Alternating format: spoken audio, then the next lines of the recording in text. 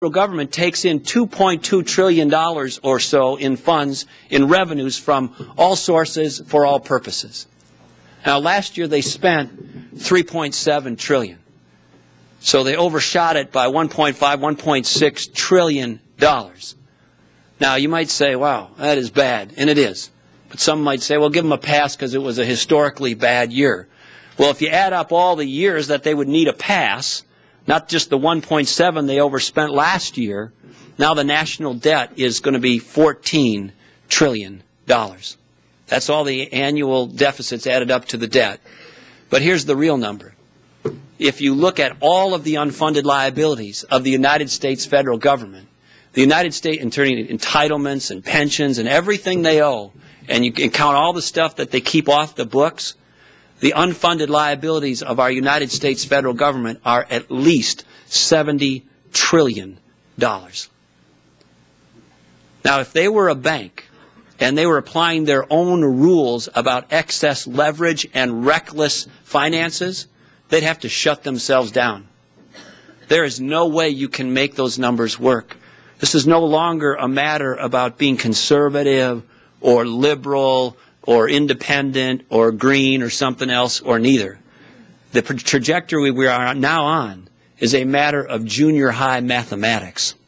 A junior high student can look at these numbers and tell you they don't work. And so our nation, our beloved United States of America, goes around the world with a tin cup in hand and asks places like communist China, asks places like Middle Eastern sovereign wealth funds to buy our debt, because if they don't, we can't pay our bills. The United States of America is not a beggar nation. We had Secretary of State Hillary Clinton in China not long ago pleading with the Chinese to buy our debt, because if they don't, we can't pay our bills. Hank Paulson's recent book expressed a concern that there was a report that Vladimir Putin went from Russia to China, tried to orchestrate a coordinated effort for both of them to pull down their positions in the bonds that they purchased in Freddie and Fannie bonds to try to destabilize the American economy, the American bond market. That's the point that we have sunk to, where we have individuals and organizations and entities who do not have our best interests at heart, using our addiction to debt to destabilize potentially this country. My friends, that's got to change. We need to rise up and say, enough. Now, another principle I want to share with you quickly is this. People spend money differently when some of it's their money. At least some of it's their money. And when we talk about the solutions, whether it's education or health care or any of these other issues, we have to be about the business of making sure that people have financial incentives to use the system wisely. Let me give you just one example of many. The healthcare debate, the healthcare system is broken. You know, it needs to be reformed, but it needs to be reformed with consumers in the driver's seat, like I said a minute ago. If I said to you tonight, on your way home from this dinner, please stop at a great Minnesota company, Best Buy or Target, and buy any television set that you want. Don't worry about the price. You go buy the biggest one you want, any quality features that you want, and you just send the bill to Mary and me at the governor's residence in St. Paul. In fact, just have it sent there directly from the store. How many of you would show up at your home tonight with a 12-inch black and white? I mean, none of you would. We need to give people good information about price and quality. We need to give people good information about the decisions that they're going to make in health care, and to the extent we can afford it, provide them the help.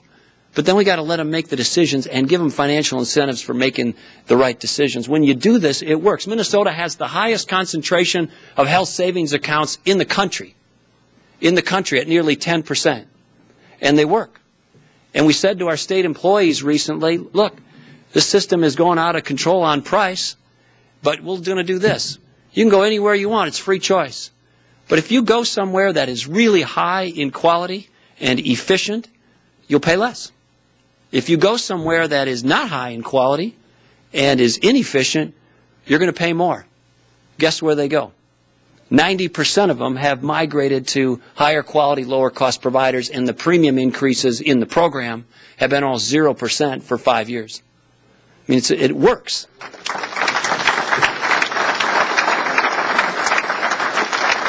And one last one. And I learned this playing a little hockey when I was young, but certainly learned it, and I'm sure you learned it along the way as well. When you're dealing with bullies, whether it's on the hockey rink, and I understand the UNH has got a big game tomorrow night, and our Minnesota Gophers are not going to do so well this year, but in any event, bullies respect strength, not weakness.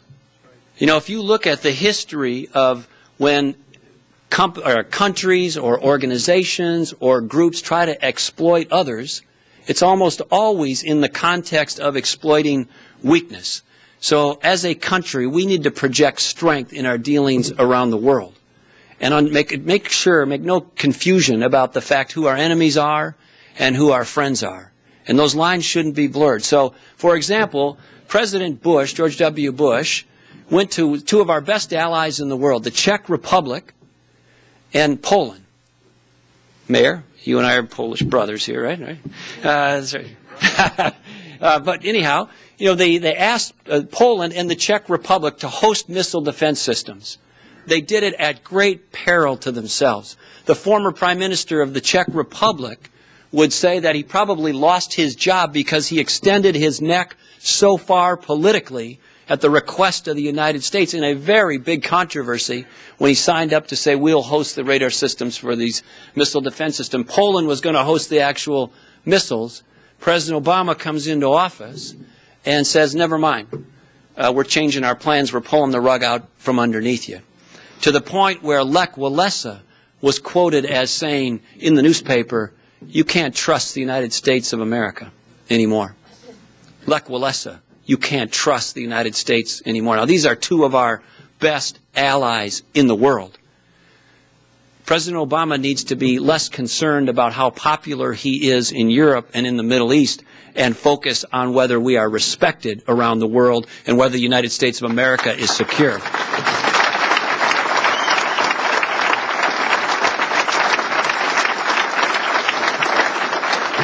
And I'll just close with a quote from the Reverend Martin Luther King.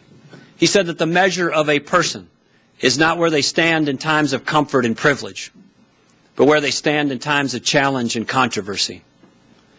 So the question comes for each of us in this room as the country faces one of its gravest challenges in its modern history.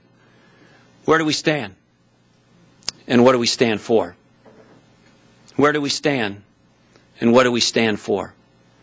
So we live in challenging and controversial times.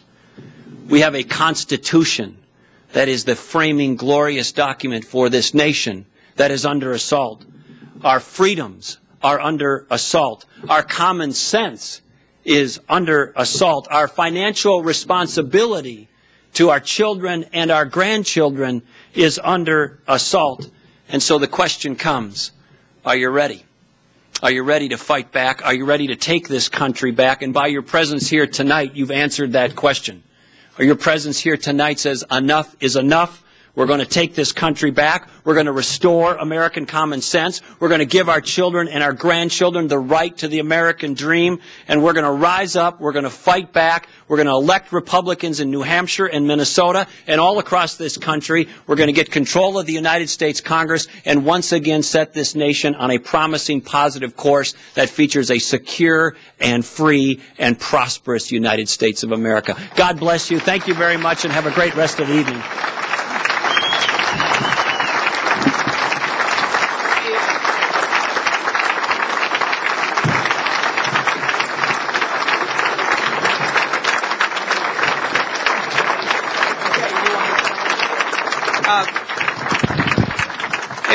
If we